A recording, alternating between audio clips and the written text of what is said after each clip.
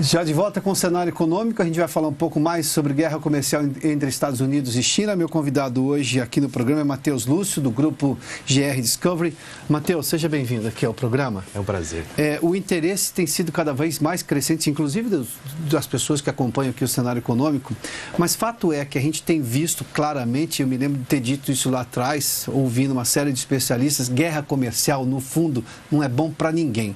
Ela tem um impacto no começo de quem, pelo menos, está alegando que está se protegendo, que foi o caso dos Estados Unidos, mas a gente começa a ver problemas na China muito sérios, no mundo como um todo, mas a gente começa a ver sinais já dentro dos Estados Unidos. O mercado de capitais vive em polvorosa com cada declaração do presidente Donald Trump, não é isso? Absolutamente. O que acontece, realmente uma guerra comercial nunca é bom. Na verdade, o mercado financeiro ele é muito avesso a qualquer tipo de instabilidade macroeconômica, principalmente. Então, a primeira atitude das pessoas, quando tem uma questão desse quilate, é parar tudo. Aí a pessoa que gostaria de investir nas empresas não investe. O próprio empreendedor que iria aumentar uma planta, renovar a planta dele, já não faz. Todo mundo passa a esperar as coisas resolverem para depois tomar medidas de investimento. Aí isso gera todo o ciclo econômico, afeta todo o ciclo econômico, resfria a economia e realmente a gente está sentindo impacto disso em tudo. E a própria tarifação que está ocorrendo tanto no mercado americano quanto no chinês acaba afetando o bolso do consumidor, da classe média, aquele produto que tinha um preço, agora é aquele preço mais a sobretaxa que agora está ocorrendo. Então, sobra menos economia para as pessoas, os produtos estão mais caros, no fim das contas, elas consomem menos, a demanda diminui, porque ela consome menos porque as coisas estão mais caras. E isso acaba afetando toda a cadeia produtiva e quando a gente pensa no mercado globalizado, vai impactando. A própria China, apesar de ser a China um crescimento voluptuoso, uma coisa realmente significativa, 20% dos imóveis hoje são vagos na China. Imagina. 20%? 20% dos imóveis na China hoje são vagos. A maior incorporadora chinesa já fez um corte de 10% no preço de todos os imóveis. Então as coisas lá também estão complicadas, a China também está sentindo impacto. Para tentar incentivar a compra, no momento de insegurança do investidor.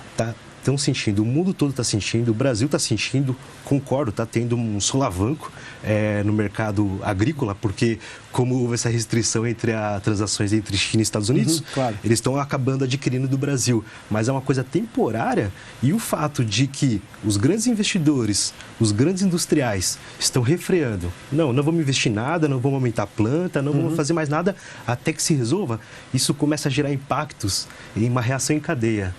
Matheus fez citação à questão do agronegócio brasileiro, que sim, a China está comprando mais agora do Brasil, mas parte desse, pelo menos, acordo parcial é que a China se compromete a comprar mais produtos, mais commodities americanas, sobretudo agrícolas, e isso, obviamente, se ela compra mais dos Estados Unidos, ela tende a comprar menos dos outros. Como nós somos grandes fornecedores para a China, isso pode ter um solavanco. Mas você disse, não é um problema para o agronegócio brasileiro, acontece que essa alta que ele teve volta ao normal, é isso? Exato. Teve se a gente supor que vai tudo se resolver... Eles tiveram problema com a peste suína também lá, eles tiveram um problema de... Também, isso é um fator adicional que também impactou, mas focando um pouco mais nessa questão da guerra comercial, então você tem um solavanco que ocorreu no Brasil por causa dessas restrições que ocorreram entre os dois países. Isso ajudou o setor agrícola, mas é uma coisa, por assim dizer, artificial. Claro. O volume de vendas brasileiro independe desses problemas que podem ocorrer entre dois países.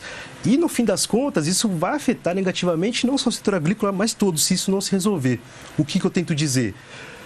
Começa essa guerra comercial, então os produtos estão mais caros, né? Porque se está tarifando, então a China, que compraria por um preço X dos Estados Unidos, compra do Brasil. Mas por que ela comprava dos Estados Unidos e não do Brasil? Porque do Brasil estava ficando um pouquinho mais caro.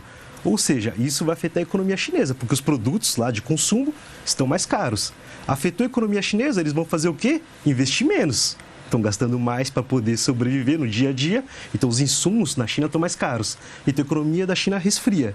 A economia da China resfria, vão fazer o quê? Investir menos em indústria. Claro, vão comprar menos da Vale do Rio Doce. A verdade é que eu mexo no comportamento natural da economia. Que é querer investir mais, porque obviamente a economia está indo bem, não é o caso que a gente viu. A gente viu dados da Alemanha que chamaram a atenção recentemente. Absolutamente. Um recuo da Alemanha é um recuo da Europa. O esteio econômico da Europa está na Alemanha. Então, na verdade, se você pegar desde 2010, realmente a Europa está claudicante. Alguns casos são mais graves, como o da França e da Itália, que realmente não conseguem deslanchar. E essa crise essa guerra comercial entre a China e os Estados Unidos acaba só piorando mais ainda o problema. Então a gente já está tentando recuperar da crise do subprime de 2008 ainda. Matheus, e investimento em bolsa, na sua opinião? Para esse investidor, a gente tem visto um aumento cada vez maior de investidores. Aqui a bolsa registra isso, inclusive pessoas físicas, o número de pessoas físicas investirem em ações. É um momento de, obviamente, para aquele investidor experiente, ele ganha no day trade. Mas o investidor que está chegando agora não é o melhor caminho para ganhar dinheiro, ele tem que esperar um pouco, né? Como é que ele faz? Depende. Eu acho que quando a gente fala de bolsa de valores, o que mais importa, na realidade, é a pessoa ter o conhecimento adequado, a preparação adequada para fazer aquilo. Por exemplo, não tem problema nenhum a pessoa investir na bolsa desde que ela faça hedge. É um pouco mais complexo, a pessoa vai ter que pesquisar mais um pouco, mas ela pode, por exemplo, comprar uma ação da Vale e comprar uma opção de venda da Vale. Dessa maneira, se cair, ela exerce a sua opção de venda e não tem perda. Se subir, ela ganha com as suas ações que ela possui.